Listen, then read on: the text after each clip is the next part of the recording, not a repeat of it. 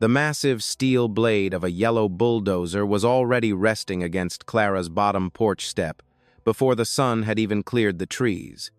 Standing right beside the machine was the town's wealthiest banker, a man whose charcoal wool coat cost more than Clara earned in 4 months of washing dirty linen. For 32 years, this frail woman had poured her life into protecting Oakhaven's abandoned children, but the morning light brought no allies. Only an orange blockade and a crowd of neighbors who stood in absolute, terrified silence. They all knew the eviction notice in his hand was an act of pure cruelty, yet no one dared to cross the line to save her. As the diesel engine roars to life, what could a penniless old woman possibly pull from her apron pocket that would make the town's most powerful man freeze in his tracks? The white paper in Richard Vance's manicured hand was exactly 3 inches from Clara Jenkins's face when she finally stopped scrubbing. The copper tub between them hummed with the faint, rhythmic memory of boiling water and lemon verbena, a scent that had defined Clara's porch for 32 years. Richard did not like the scent, nor did he like the way the damp steam clung to the lapels of his charcoal wool coat, a coat that cost more than Clara earned in 4 months of washing the town's linen. He adjusted his silk tie, his chest swelling with the heavy authority of the Oakhaven Crest Bank, and cleared his throat with a sound like dry gravel. 24 hours, Clara, Richard said, his voice dropping into that smooth, practiced register he used for foreclosures and charity galas alike. The municipal court signed the order at 9 this morning, and by this time tomorrow, the county machinery will be turning this lot into a gravel staging area for the new promenade. Clara did not pull back from the paper. She did not look at the bold, black lettering of the eviction notice. She simply wiped her wet, wrinkled hands on her canvas apron, her fingers catching slightly on the rough twine at her waist, and looked past his shoulder toward the gravel road where the rest of Oakhaven stood watching from a safe, comfortable distance. Across the dust-choked street, Evelyn stood behind the glass counter of her grocery store, her hand frozen over a stack of canned peaches she had been pretending to arrange for 20 minutes. She could hear the low rumble of Richard's voice even from there, a sound that usually meant someone's life was about to be packed into the back of a rusted pickup truck. Evelyn shifted her weight, her apron strings cutting into her side, wanting desperately to step onto the sidewalk and tell Richard that an old woman who had given her entire youth to this town deserved more than a one-day warning. But then she thought of the $3,000 line of credit her store owed to Richard's bank, a debt that kept her shelves stocked with flour and sugar through the lean winters, and her fingers tightened around the metal tin instead. She stayed behind the glass, watching the lone figure of Clara on the wooden porch, an elderly black woman framed by nothing but baskets of sheets and the fading light of a Georgia afternoon. The townspeople around the square did not speak either. They just leaned against their fenders or stood on their doorsteps, their silence a collective weight that seemed to push the small wooden house closer to the ground. Clara did not raise her voice, because she had learned long ago that the shouting of a person who is desperate only feeds the hunger of the person who holds the gavel. Instead, she reached into the deep pocket of her apron, her fingers brushing against 3 old, smooth copper coins that she carried like an unwritten prayer. They were worn thin at the edges, each one crudely scratched with a single letter for each of the boys, letters that the town had forgotten long before the children had packed their cardboard suitcases and walked down the railway tracks. "The roof doesn't leak, Richard," Clara said softly, her voice carrying the slow, steady rhythm of the nearby river. "And the taxes were paid on the 1st of the month, just like my father paid them when he built these steps with his own 2 hands. Richard let out a short, sharp laugh that did not reach his eyes, his gaze dropping to the worn pine floorboards beneath his expensive shoes, as if he could already see the bulldozer tearing through them. "The bank owns the underlying deed from 1974, Clara, and the town needs this space for progress," he replied, tapping the paper against the porch railing with an irritated click. "Those 3 boys you took in from the county ditch aren't here to save this wood, and they haven't sent a dime since they left 15 years ago." The mention of the boys brought a sudden, absolute stillness to the porch, the kind of silence that happens right before the first thunderclap of a summer storm. Underneath the house, where the shadows grew long and blue, A small metal tin box sat in the dry dirt under Clara's bedroom floorboards, completely untouched by the dampness of the laundry steam. Inside that box lay 3 smooth river stones, a drawing of a house with 4 chimneys drawn in purple ink on a torn grocery bag, and a promise written in the shaky handwriting of Marcus, the oldest of the 3, who had never owned a pair of new shoes until Clara bought them for him. Clara kept her eyes fixed on Richard's face, watching the small, nervous twitch near his left eyelid that always appeared when he was trying too hard to look like his father. She remembered when Richard was just a boy himself, standing in his father's shadow at the bank, watching the old man refuse her a $20 loan to buy winter coats for the children she had taken in when no one else would look at them. "A house isn't just the wood, Richard," Clara whispered, her thumb tracing the scratched metal in her pocket. "And some debts aren't recorded on the ledgers in your vault, though they have a way of being collected just the same." Richard felt a cold prickle of irritation wash over him, a sudden, inexplicable discomfort that had nothing to do with the damp laundry steam or the smell of old wood. He did not like the way this old woman looked at him, as if she knew exactly how much his heart hammered against his ribs every time he looked at the bank's dwindling quarterly balances. He slapped the white envelope down onto the wooden table next to her laundry basket, a sharp smack that made the wicker groan under the weight of the wet sheets. "Tomorrow at 5, Clara," Richard said, turning his back on her without another word, his boots thumping heavily down the steps as he headed toward his black sedan. The crowd around the square parted for him like water before a stone, their faces carefully blank as he passed, none of them willing to look toward the porch where Clara stood alone. Clara did not move until the sound of his engine faded into the distance, leaving only the soft, familiar ticking of the grandfather clock through the open window behind her. She looked down at the envelope, then looked up at the first evening star beginning to prick through the violet sky over Oakhaven, her face as calm and unreadable as the river. It began in the brutal January of 2011, when the frost was so thick on the window panes that it looked like broken glass. Clara remembered the sound of Marcus's boots before she saw his face, a wet, dragging slap against the frozen mud of the lane. He was 11 then, his coat sleeves ending 3 inches above his purple wrists, holding 6-year-old Leo by the collar while 9-year-old David lagged behind, his eyes dull with the kind of hunger that makes a child look 80 years old. The county sheriff had left them at the crossroads after their mother's trailer burned down near the lumber mill, telling them to walk toward the state home in Jasper, 30 miles away through the freezing wind. Clara had been pulling her last batch of cotton sheets from the copper tub when she saw them through the rising steam. She did not ask the sheriff for permission, nor did she call the town council to report the 3 strangers.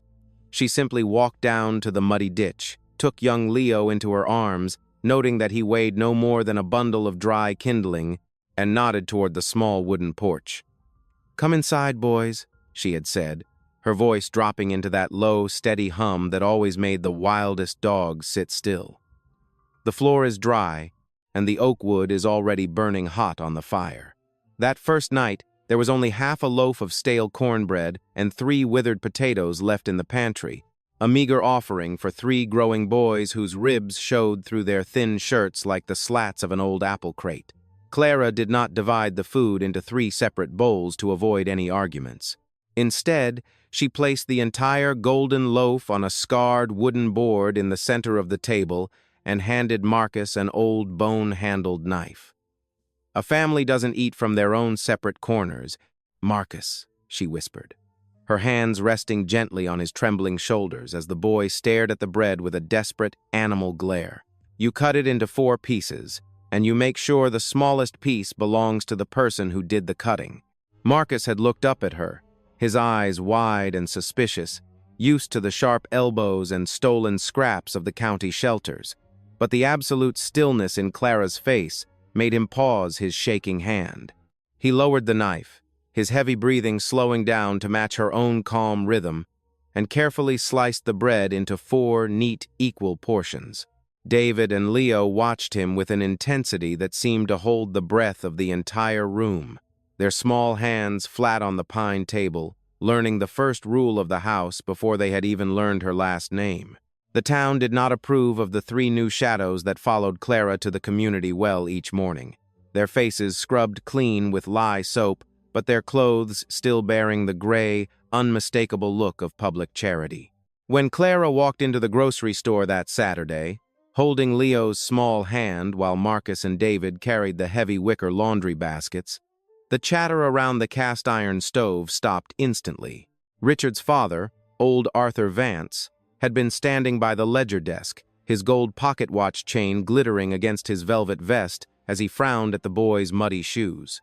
Evelyn, younger then but already tied to the bank's long memory, kept her head down, her fingers trembling as she weighed Clara's small sack of flour. She did not say a single word to defend the old woman against the quiet sneers of the town ladies, but when she handed over the brown paper bag, she made sure her fingers covered a small, extra block of salt pork hidden at the very bottom.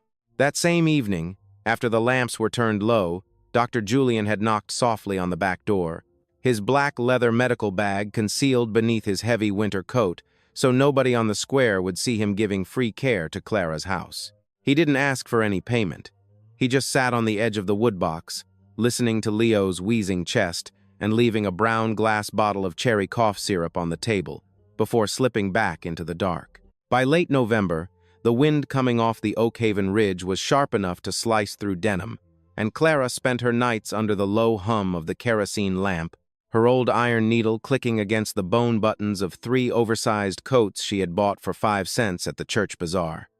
The boys sat on the rag rug by the hearth, their faces flushed pink by the heat of the oak logs, working together on an old tin biscuit box they had found in the junkyard behind the livery stable.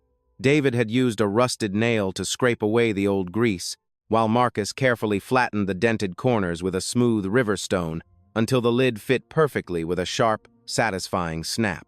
"We're going to put the secrets in here, Ma," Leo had said, his small fingers tracing the silver metal as he looked up at Clara with the absolute faith that only a 6-year-old can muster. Clara smiled, her tired eyes softening as she pushed the heavy thread through a thick wool lapel, her fingers cracked and bleeding from the lye soap she used every afternoon. "A secret is only good if it's a promise, Leo," she murmured, watching the 3 of them lean over the tin box like 3 young crows over a shiny button. "You build the promise first, and the world will find a way to give you the key." Before the snow fell that December, the boys had hidden their first collective treasure under the loose floorboard beneath Clara's bed, right where the dry earth smelled of cedar shavings and old winter coat wool.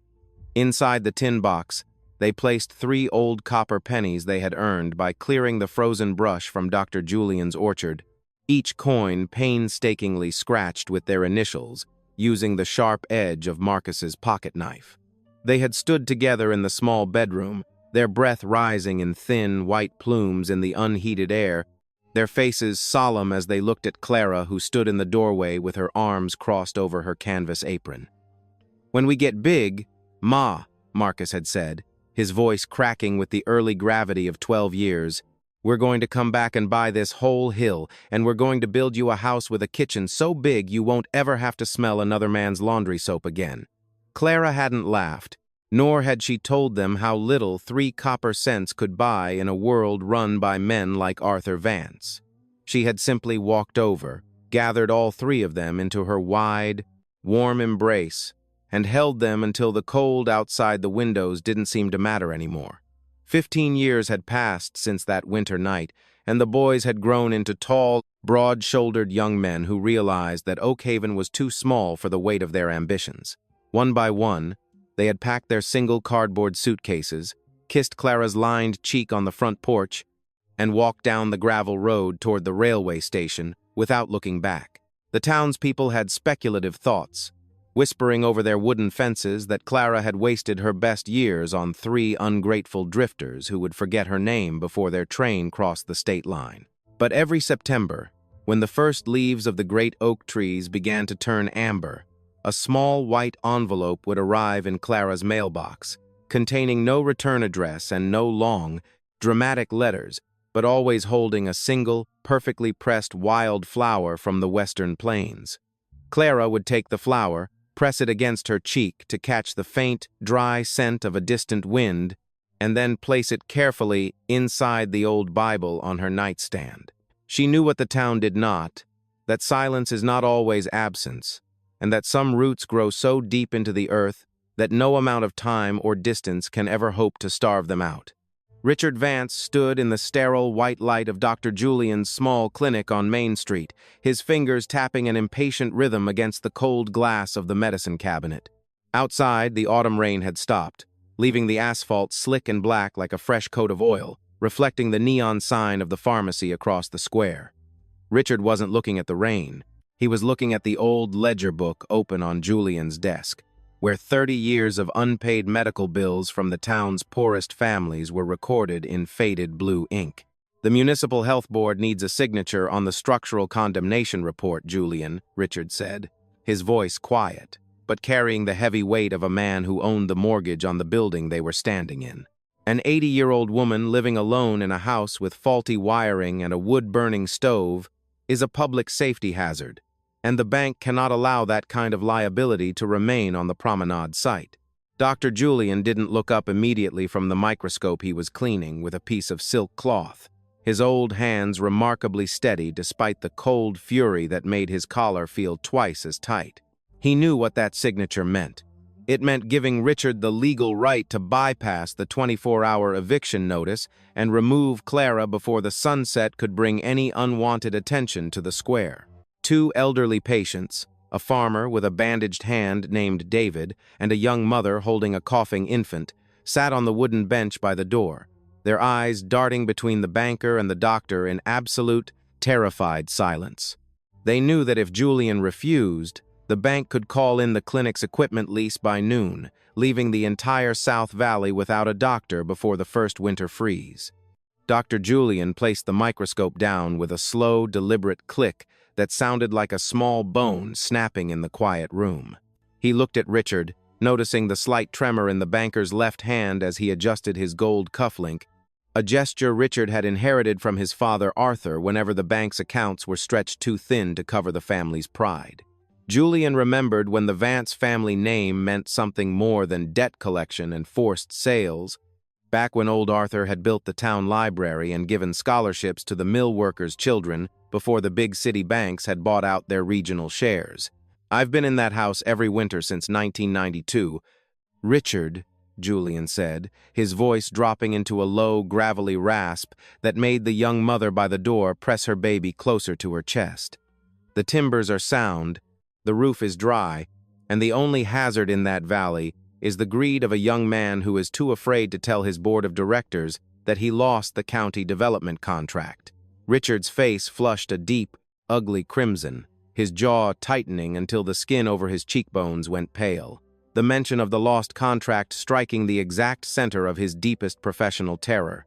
If the Promenade project failed to clear the title on Clara's land by tomorrow evening, the state syndicate would pull their $4 million investment, and the Oakhaven Crest Bank would slide into insolvency before the end of the fiscal year.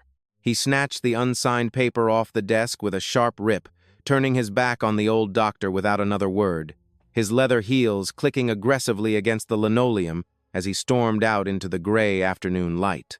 By 3 o'clock, a quiet blockade had formed at the entrance of the gravel lane leading down to Clara's house. Two orange town trucks parked across the dirt path under the pretense of repairing a broken water main. The townspeople stood on the edge of the square, watching the orange barricades with a strange, collective numbness, none of them willing to cross the line, but none of them willing to go home either. Evelyn stood behind her grocery counter, her heart hammering against her ribs like a trapped bird as she watched Richard's black sedan park near the town hall. She looked down at a thick canvas sack she had filled with 3 pounds of salt, a jar of lard, and a fresh loaf of rye bread, her hands shaking so hard she could barely tie the hemp twine around the neck of the bag. She knew that if Richard saw her delivering supplies to the condemned house, her line of credit would be canceled by 5 o'clock, and her store would be dark before the weekend arrived. But then she remembered the winter of 1998, when her own mother was dying of the fever, and Clara had walked 3 miles through a blizzard just to sit by the bed and wash the sweat from the old woman's face, when no one else would enter the room. Evelyn didn't put on her coat. She simply grabbed the canvas sack, stepped out of the back door of her kitchen into the muddy alleyway, and began to run through the wet brush behind the livery stable where the bank's cameras couldn't see her. Inside the wooden house, the air was surprisingly warm and still, filled with the deep, rich aroma of a large copper pot of corn soup that had been simmering on the iron stove since dawn. Clara Jenkins didn't look like a woman who had less than 20 hours before a bulldozer tore through her kitchen floorboards. She sat by the window, her silver-rimmed spectacles resting on the bridge of her nose, as her old fingers carefully mended a tear in the faded blue cotton curtain. Her needle moved with a rhythmic, unhurried precision, the same steady pace she had kept when she was mending the boys' school trousers 15 years ago, while the town ladies whispered about her poverty on the church steps. On the small wooden table beside her, an old transistor radio with a cracked plastic casing hummed through the static, the voice of an announcer from Atlanta talking about a massive financial acquisition in the northern part of the state. The syndicate has confirmed the purchase of 3 major regional holdings, the radio announcer muttered through the electronic hiss, the sound competing with the steady, heavy ticking of the grandfather clock in the hallway. Clara didn't turn the dial to clear the signal. She simply pulled the blue thread tight, knotted it with a swift twist of her thumb, and looked out at the orange barricades visible through the bare oak branches at the end of the lane. She knew the town was waiting for her to cry, or to pack her 3 wicker baskets and beg Richard for a room at the county farm, but she had spent her whole life learning that the loudest storms always run out of rain before the river can rise. The back door creaked open with a sudden, sharp scrape of iron against wood, and Evelyn scrambled into the kitchen, her breath coming in ragged, painful gasps as she dropped the heavy canvas sack onto the pine floorboards. Her stockings were torn from the briars in the alley, and a thin line of sweat had cleared a path through the flour dust on her pale cheeks as she leaned against the doorframe to steady her knocking knees. "They're going to come at dawn, Clara," Evelyn whispered, her voice cracking with a terror that seemed to fill the small room more than the scent of the hot corn soup. "Richard tried to make Dr. Julian sign a papers to take you out today, and he's got the sheriff's deputies staying at the hotel down the road tonight so they can move before the town wakes up." Clara didn't stand up from her wooden chair, nor did she let the blue curtain drop from her lap. She simply reached out her lined, dark hand and rested it over Evelyn's cold, trembling fingers with a pressure that was as steady as an anchor. "You shouldn't have come through the brush, child," Clara said softly, her thumb tracing the blue veins on the younger woman's wrist until Evelyn's breathing began to slow down to match the rhythm of the clock. "A woman who sells bread shouldn't have to carry the weight of an old house on her back, especially when the bank is holding the scale." Evelyn looked into Clara's calm, dark eyes, and for the first time in 3 days, the terrible coldness in her stomach began to thaw, replaced by a sudden, fierce shame for every time she had kept her head down when Richard Vance walked into her store. Clara stood up slowly, her old joints popping with a dry, wooden sound in the quiet kitchen as she walked over to the stove and lifted the heavy iron lid of the copper pot, letting a thick cloud of white steam billow up toward the cedar rafters. She took a clean ceramic bowl from the shelf, ladled a generous portion of the thick golden soup into it, and placed it on the table next to Evelyn's canvas sack, along with a clean silver spoon. "Eat some soup, Evelyn," Clara murmured, her voice carrying that deep, comforting resonance that had always made the boys forget the cold winter mud when they were children. "The night is going to be long, and a person can't see the truth clearly when their stomach is full of nothing but fear and running." Evelyn took the spoon, her hand still tingling from the cold air of the alleyway, and as she ate, her eyes drifted to the loose floorboard beneath the open bedroom door where the edge of the old tin biscuit box was just visible in the shadows. She remembered when the 3 boys used to sit on that very floor, their faces smeared with soot from the fireplace as they talked about things that sounded like wild, childish fairy tales to the rest of Oakhaven. Clara walked back to the window, her hand dropping into her apron pocket to touch the 3 copper coins, her mind moving back to the promise written in purple ink on the torn grocery bag that had stayed dry through 15 winters of rain. By sunset, the gray clouds had gathered again over the ridge, turning the sky into the color of wet slate and plunging the small valley into an early, absolute darkness that seemed to swallow the orange barricades at the end of the lane. Evelyn had slipped back through the alleyway before the street lamps could flicker to life, leaving Clara alone in the wooden house with nothing but the ticking of the clock and the steady hum of the stove. Clara didn't lock the front door, nor did she put out the kerosene lamp on the table. She simply pulled the freshly mended blue curtains shut against the cold glass and sat back down in her wooden rocking chair. She knew that Richard Vance was sitting in his warm office at the bank, looking at his spreadsheets and waiting for the clock to strike 5 so he could finally erase her name from the town ledger forever. But as the wind began to howl through the bare oak trees, making the old timbers of the house groan like an old ship at sea, Clara closed her eyes and let her breath fall into the slow, deep rhythm of the river. She had done her part. She had kept the wood dry, she had mended the cloth, and she had kept the fire burning through the longest winter of her life, and now she was ready to let the seeds she had planted 15 years ago finally show their color to the world. The ground began to shake at exactly 5 o'clock in the morning. It was not the violent tremor of an earthquake, but the heavy, rhythmic vibration of a yellow diesel bulldozer crawling down the gravel lane. The morning air was thin and bitter, carrying the smell of exhaust and wet clay. Richard Vance stood by the front bumper of the machine, his hands tucked deep into his pockets, watching the black exhaust rise into the gray dawn. His face was pale, his eyes bloodshot from a night spent staring at the bank's empty ledgers. He needed this land cleared before the regional auditors arrived at noon. If the old wooden house was still standing when the state syndicate called, the bank's credit line would vanish, and 3 generations of the Vance family legacy would dissolve into bankruptcy. Richard turned to the operator, his voice tight and dry. "Blade down," he ordered, snapping his fingers toward the wooden porch.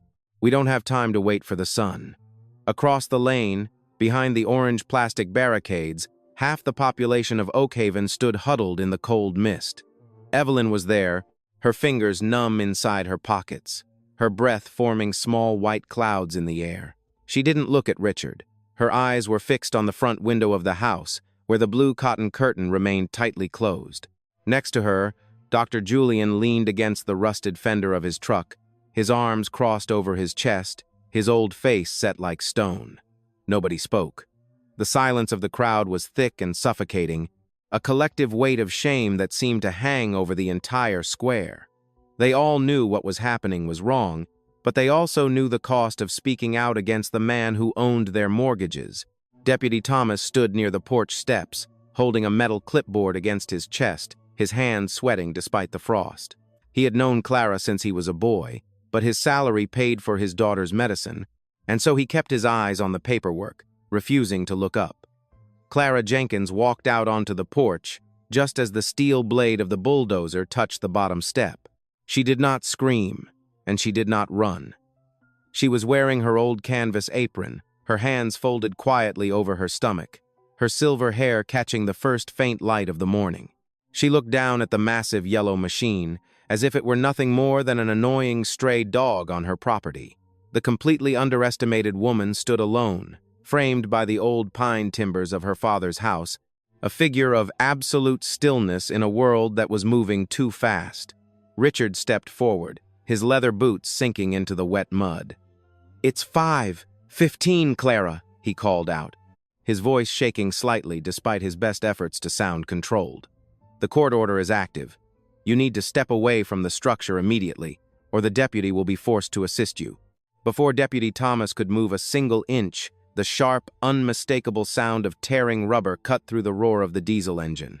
The crowd turned as one. 3 long, black luxury sedans tore through the orange barricades at the end of the lane, their heavy tires throwing up great plumes of gray mud as they lined up in a perfect row across the grass.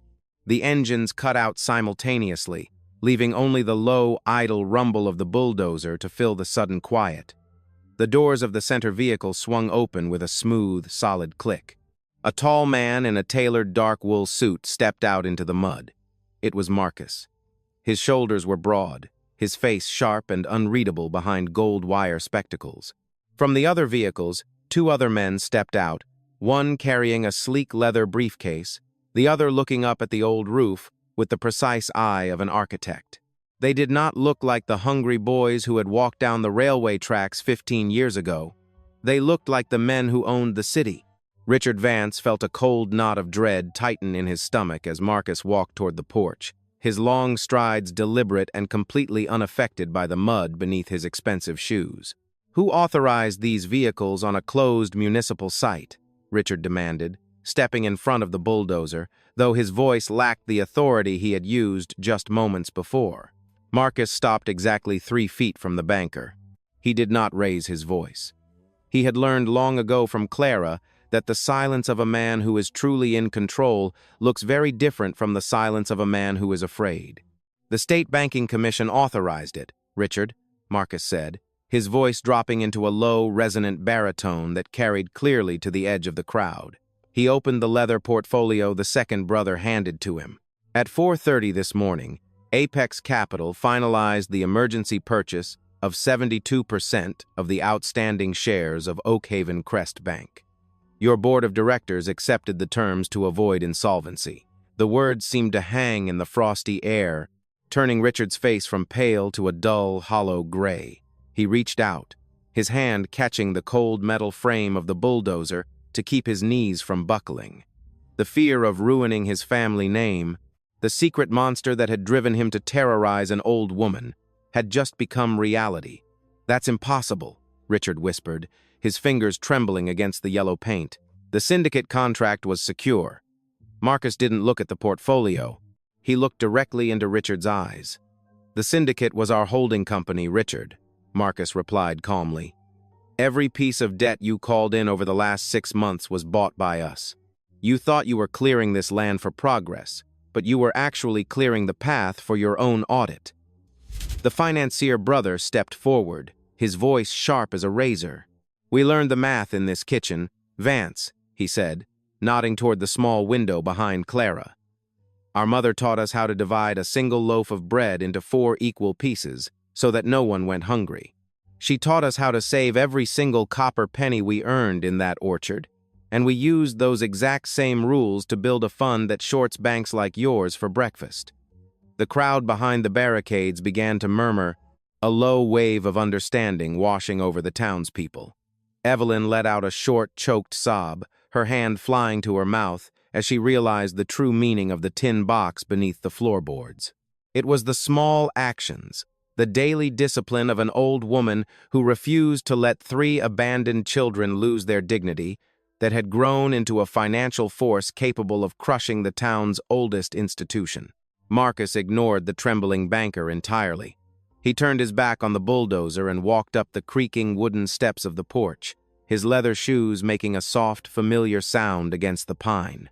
Clara stood waiting for him, her dark eyes filled with a warmth that seemed to push the morning chill completely out of the valley. Marcus did not speak. He simply dropped to one knee in the wet Georgia mud right at her feet. He reached out, gently removed the old, damp canvas slipper from her right foot, and replaced it with a pair of soft, new leather shoes he had carried from the city. He did not do it for the crowd, and he did not do it for the cameras. He did it because 20 winters ago, she had spent her nights cowing her own fingers bloody just to make sure his feet stayed dry. Dr. Julian stepped over the orange barrier, a wide, triumphant smile breaking across his lined face as he watched Deputy Thomas drop his clipboard onto the mud. The townspeople began to move forward, no longer afraid of the banker's shadow, their faces filled with a sudden, fierce pride for the woman they had spent 15 years ignoring. Richard Vance stood alone by the idling machine, his hands shaking so hard he could no longer keep them in his pockets, watching the 3 brothers stand in a protective circle around the old woman on the porch. The world of Oakhaven had changed in less than 20 minutes, not through a display of loud violence, but through the quiet, unstoppable return of a promise that had been kept inside an old tin biscuit box for 15 years.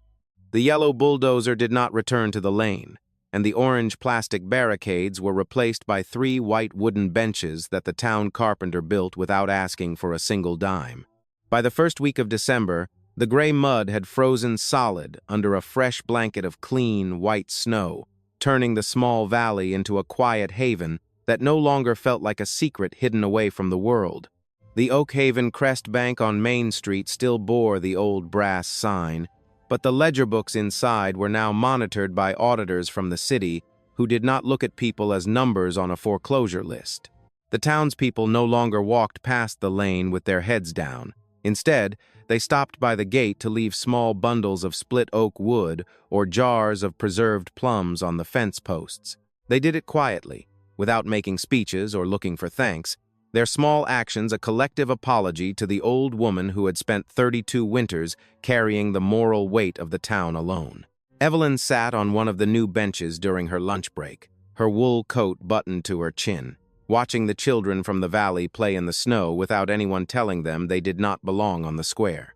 Richard Vance did not leave Oakhaven, though he spent his days in the quiet, faded rooms of his grandfather's old Victorian house at the very edge of the North Ridge. He had been stripped of his position on the banking board, and his office on Main Street was now occupied by a young clerk who wore flannel shirts instead of charcoal wool coats. Richard had expected to be driven out of the county by the brothers' financial leverage, but Clara had intervened before the final papers were signed in the courthouse. She had allowed him to keep the old family home and a small stipend from the bank's remaining local trust, a punishment of absolute grace that left him with his dignity but took away his power to diminish others. Sometimes, when the evening train whistled through the valley, Richard would stand on his porch and look down at the lights of the town square, his hands tucked loosely into his pockets. He was no longer the master of Oakhaven, but as he watched the smoke rise peacefully from Clara's chimney, the hard, defensive knot in his chest began to soften into something resembling peace. The old wooden house remained exactly where Clara's father had built it, but the small chicken coop and the rusted laundry tubs were gone, replaced by a wide, timber-framed structure that Marcus and his brothers had commissioned from the best architects in the state. It was called the Clara Jenkins Foundation, a place where any child from the county could find a hot meal, a dry bed, and a desk to do their homework without anyone asking to see their mother's bank account.